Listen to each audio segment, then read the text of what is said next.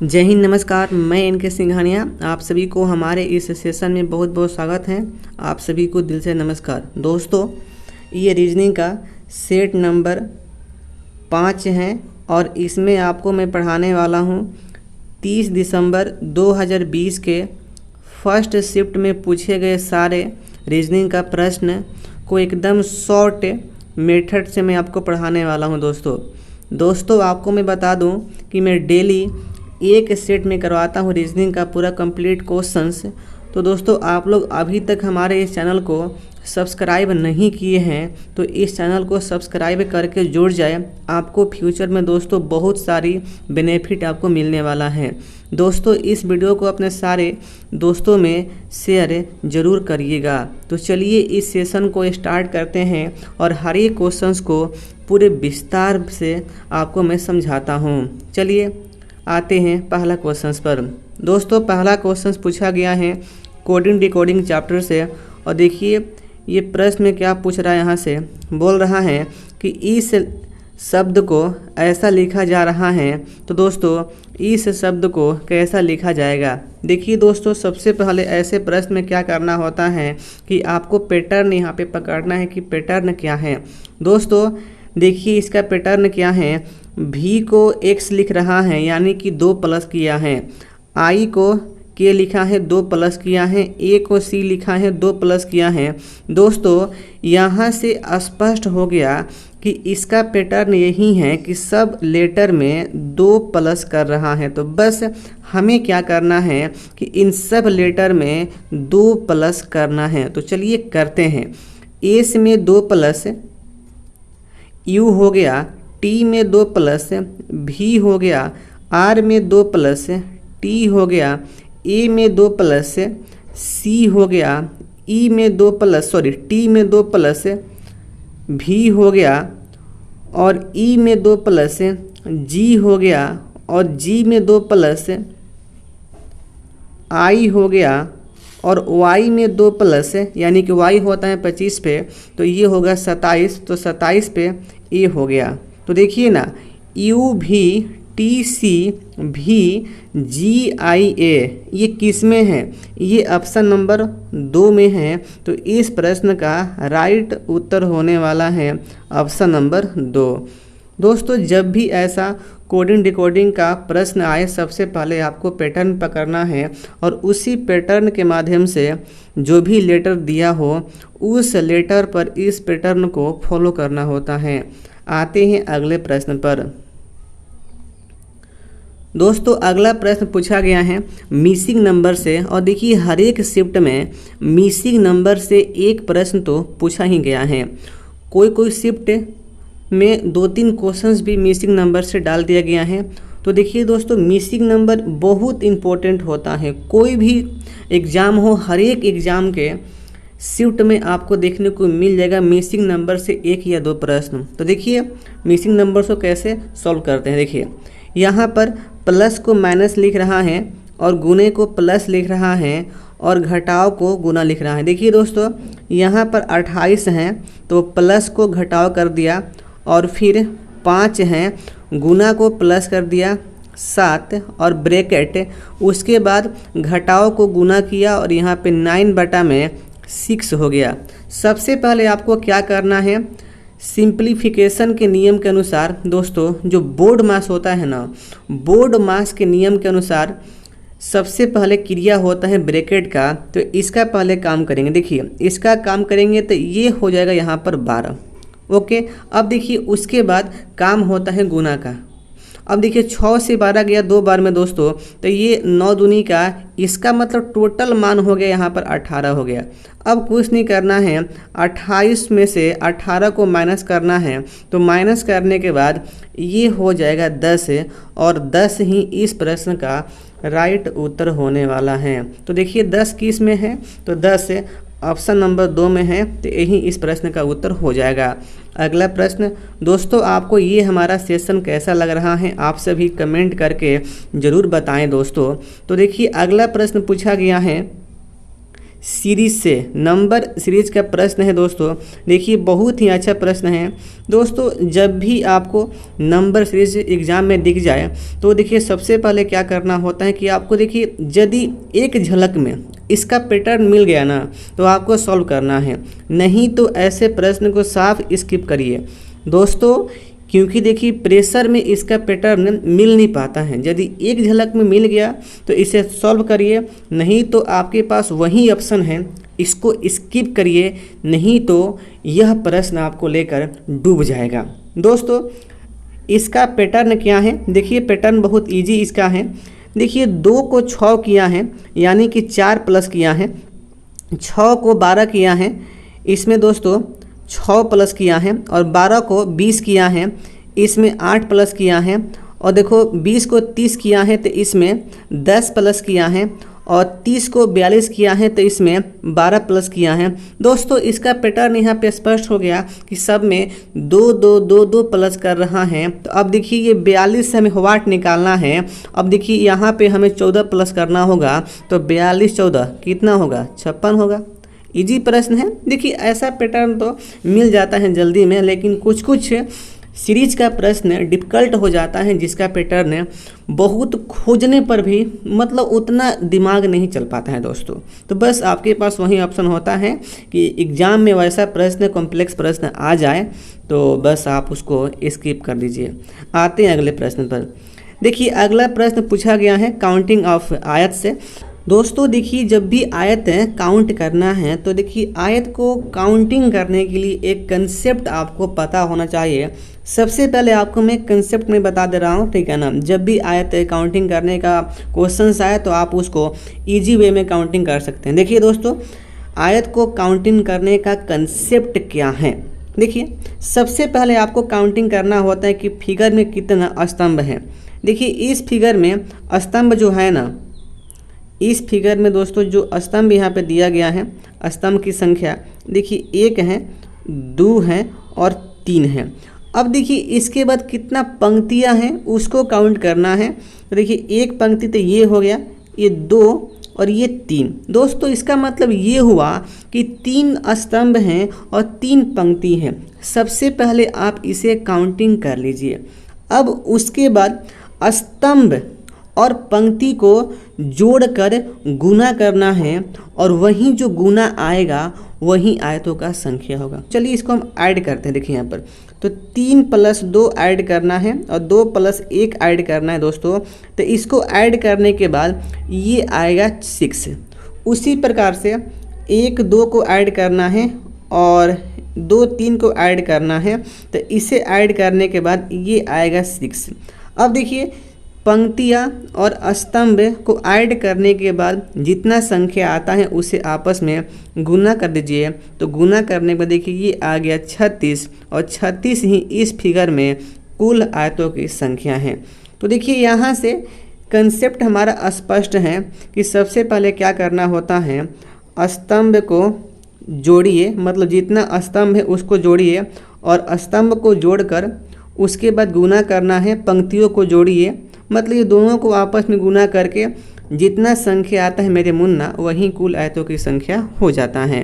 तो इस प्रकार से आपको ऐसे फाइंड करना है। आते हैं अगले प्रश्न पर। अगला प्रश्न पूछा गया है क्लासिफिकेशन चैप्टर से। देखिए प्रश्न क्या बोला है, ओबे का संबंध है डिस्बो। तो बताना है कि ए पॉइंट का संबंध किससे होगा। देखिए दोस्तों ए पॉइंट का जो संबंध यहाँ पे होने वाला है डिसमिस से होने वाला है, डिसमिस। देखिए ओबे का अपोजिट जो होता है यहाँ पर डिसओबे होता है, और उसी प्रकार से ए पॉइंट का जो अपोजिट यहाँ पे जो हो जाएगा डिसमिस यहाँ पे हो जाएगा। तो आते हैं अगले प्रश्न पर। ये प्रश्न आपको स्पष्ट हो गया होगा। अगला प्रश्न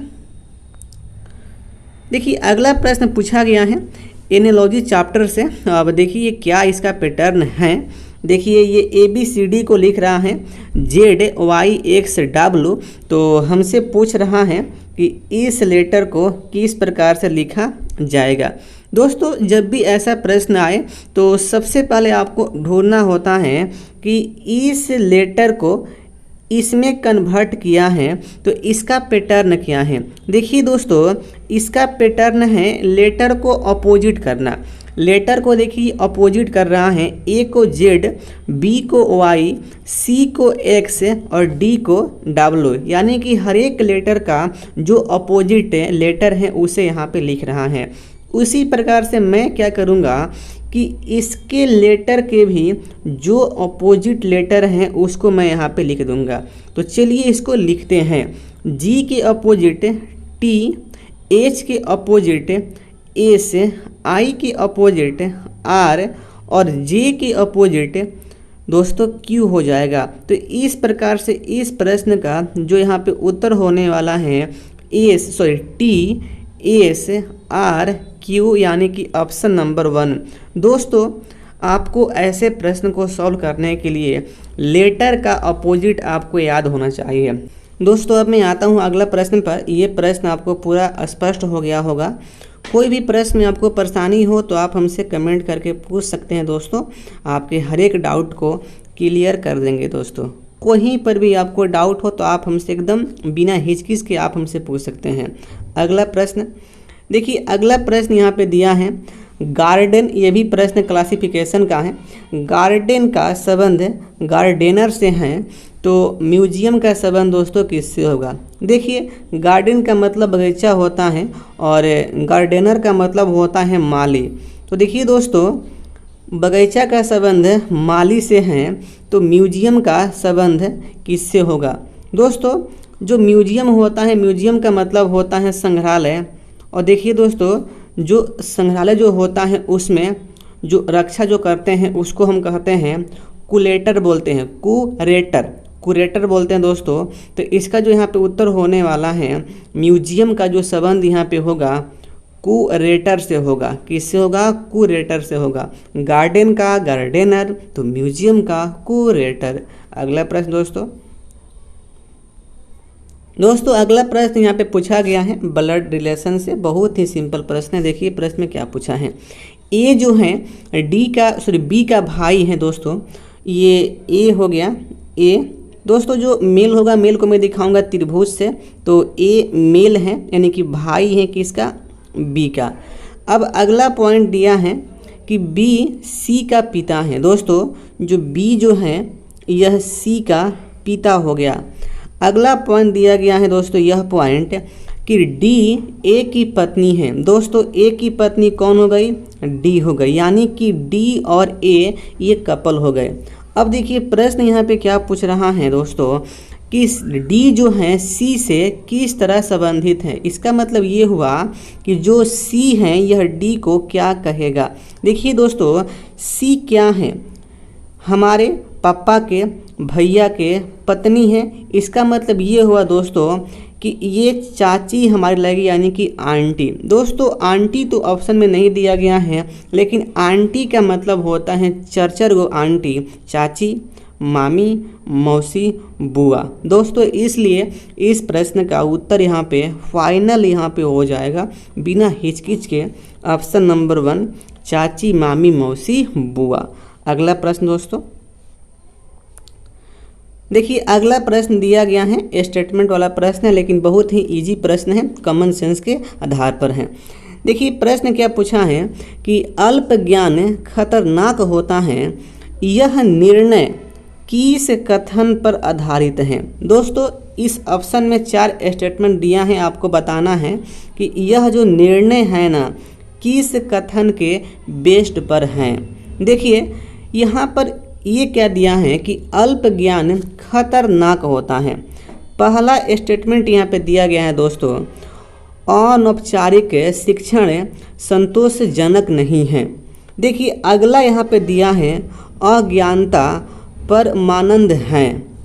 अगला नंबर 3 देखिए यहाँ पे स्टेटमेंट दिया गया है अपूर्ण जानकारी नुकसानदेह हो सकती है। दोस्तों, अल्प ज्ञान खतरनाक होता है, यह जो निष्कर्ष निकल रहा है इस स्टेटमेंट से कि अपूर्ण जानकारी नुकसानदेह हो सकती हैं। दोस्तों, इस स्टेटमेंट का निष्कर्ष यह निकाला जा सकता है कि अल्प ज्ञान खतरनाक होता है। क्या अल्प ज्ञान खतरनाक होता है, इसका मतलब ये भी मैं कह सकता हूँ कि अपूर्ण जानकारी जो होता है नुकसानदेह हो सकती है दोस्तों।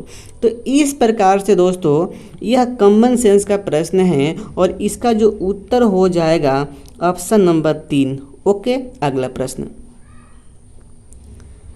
दोस्तों देखिए, अगला प्रश्न यहाँ पे पूछा गया है, ये दर्पण प्रतिबिंब का प्रश्न है। तो देखिए दर्पण प्रतिबिंब में बस आपको एक ही कंसेप्ट दिमाग में डालना होता है कि दर्पण से जितना दूर वस्तु होता है उसका प्रतिबिंब उतना ही दूरी पर बनता है। चलिए मैं मान लिया कि ये हमारा दर्पण है दोस्तों, ये हमारा दर्पण है। अब देखिए टी है तो टी का इमेज ऐसे बनेगा। अब देखिए उसके बाद एन है तो एन का इमेज दोस्तों यहाँ पे ऐसे बनने वाला है, ठीक है ना।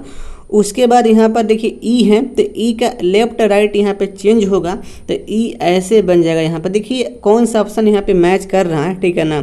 अभी मैं तो यहाँ पे सही में जा रहा हूँ। उसके बाद देखिए एम है तो एम का एकदम सेम बनेगा, यहाँ से एम का एकदम सेम बनेगा। देखिए उसके बाद फिर ई दिया गया है तो ई का फिर यहाँ से ऐसे बन जाएगा। उसके बाद जी दिया है तो जी का दोस्तों ऐसे बनेगा। उसके बाद देखिए ए दिया है तो ए का एकदम यहाँ पे सेम बनेगा।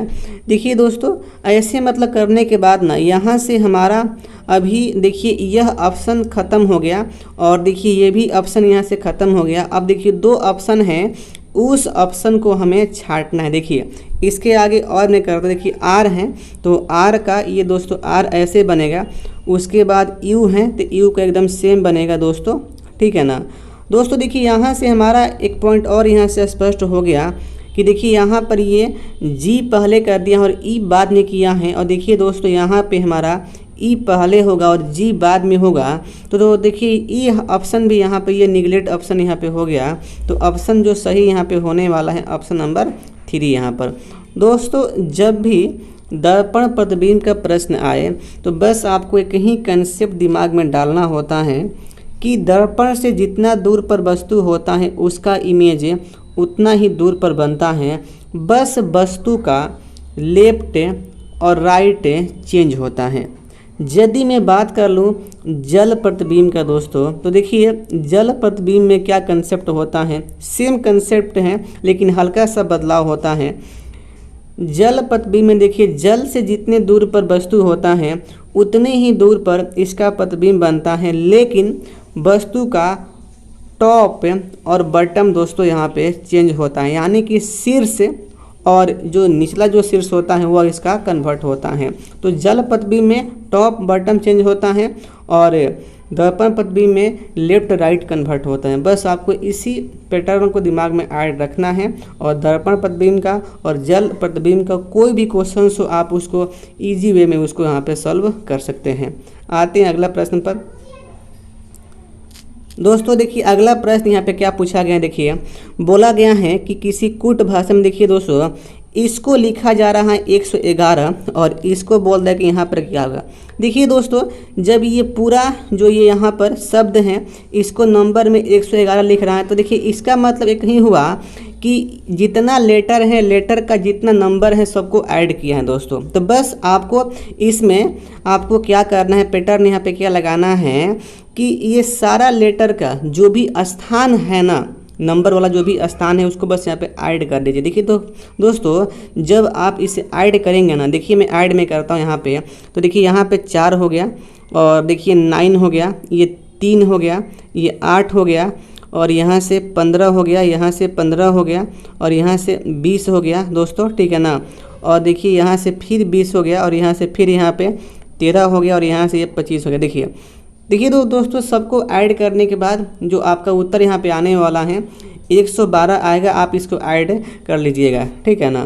देखिए जब भी ऐसा पैटर्न आए, मतलब इस प्रकार का क्वेश्चन पूछे, तो बस आपको सिंपल वे में क्या करना है कि सबको यहाँ पे ऐड करना है इसके स्थान को और आपका इजी वे में उत्तर यहाँ से मिल जाएगा।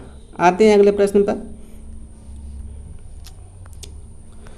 दोस्तों अगला प्रश्न पूछा गया है वेन डायग्राम से और यहाँ पे बोला है कि डॉक्टर की संख्या ज्ञात कीजिए जो सर्जन हैं लेकिन जनरल मतलब डॉक्टर यहाँ पर नहीं है।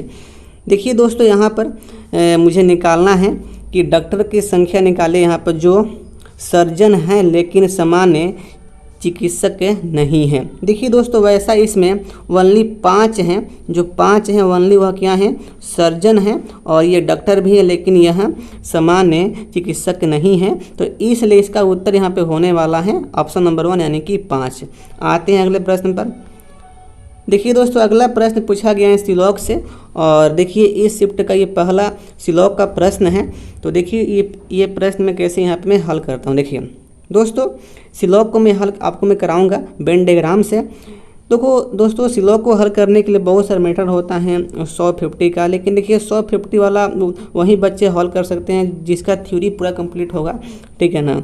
तो चलिए मैं इसको वेन डायग्राम से मैं हल में करा रहा हूँ। देखिए सभी घोड़े क्या हैं, स्तनधारी हैं। दोस्तों मैं मान लिया कि अल जो हर्ष है ना, ये अल हर्ष क्या है, स्तनधारी है। देखिए स्तनधारी को मैं ए मान रहा हूँ, ठीक है ना, स्तनधारी को मैं ए मान रहा हूँ।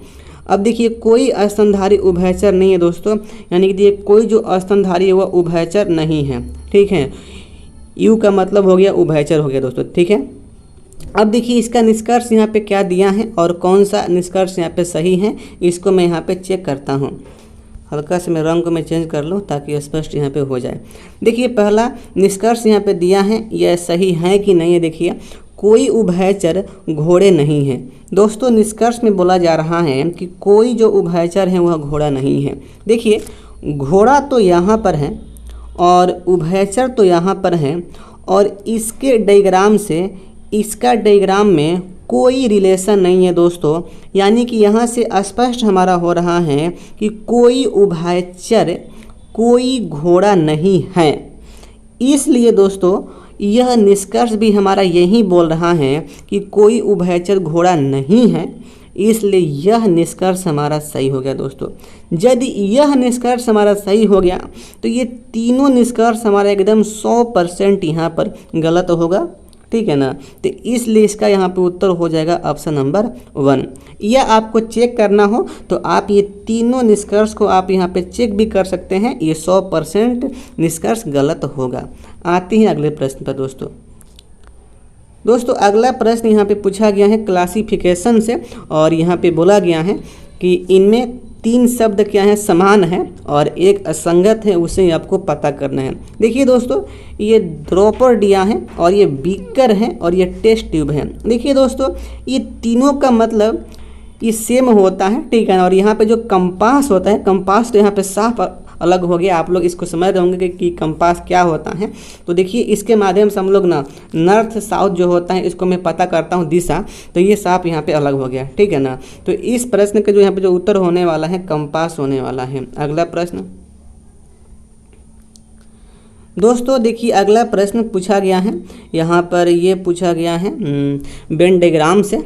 देखिए यहाँ पर क्या दिया गया है, कराकरी और प्लेट और कटोरा का बोला है कि डायग्राम इसका कैसे बनने वाला है। देखिए दोस्तों वेन डायग्राम का क्वेश्चंस आपसे तभी सही होगा जब आपको शब्दों का अर्थ मालूम हो। देखिए दोस्तों कराकरी का मतलब होता है चीनी मिट्टी।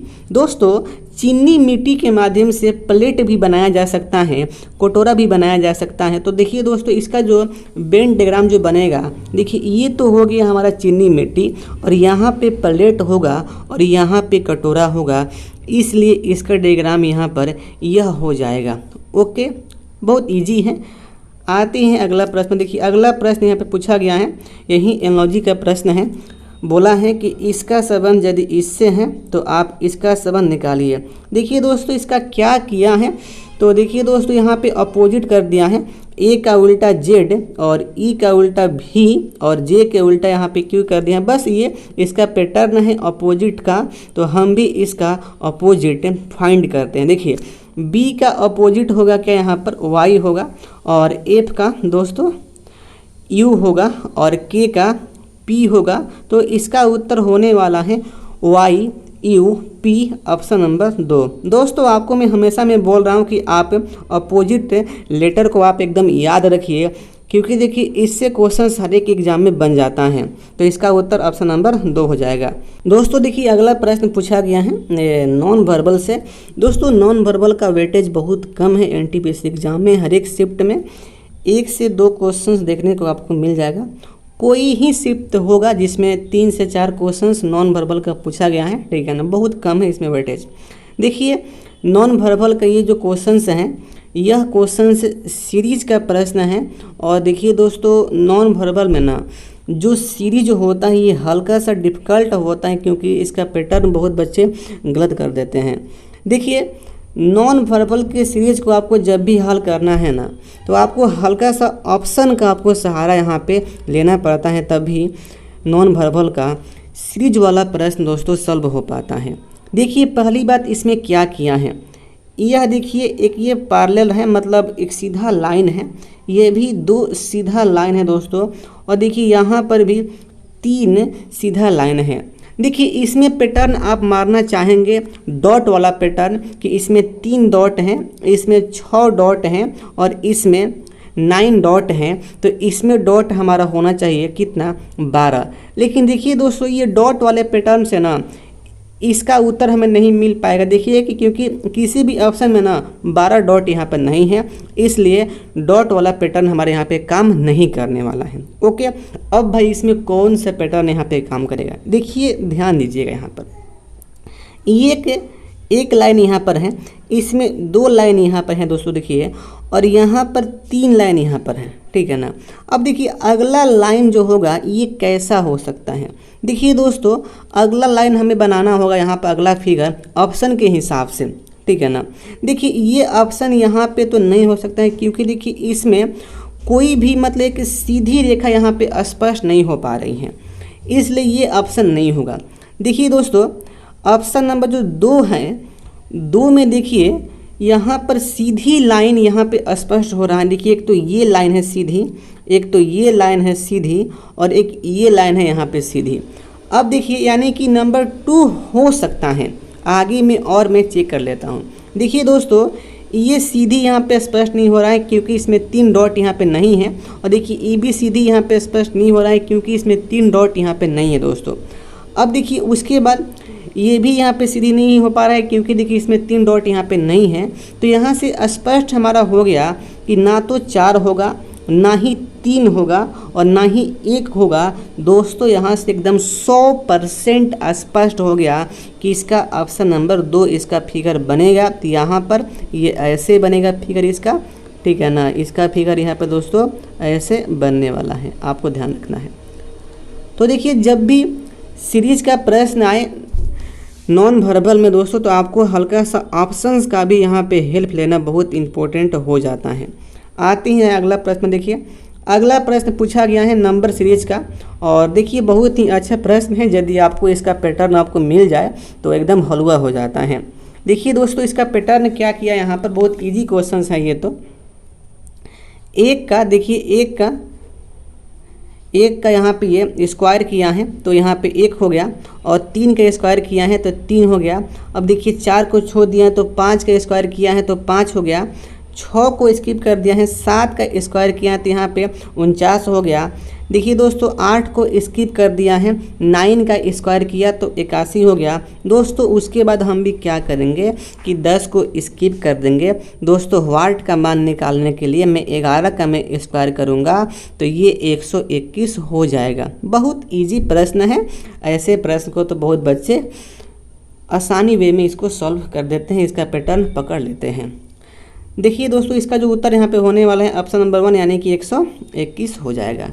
ये भी प्रश्न पूछा गया है मिसिंग नंबर से, और देखिए इसका जो लॉजिक है जो पकड़ लिया वही महान है, उससे बन जाएगा। देखिए दोस्तों मैं तो इसका लॉजिक में पकड़ लिया हूँ, और आप इसको इस वीडियो को पूछ करिए और जल्दी से इसका लॉजिक पकड़िए और कमेंट करिए, ठीक है ना। माइंड इस पर डालिए कि इसका लॉजिक क्या होने वाला है।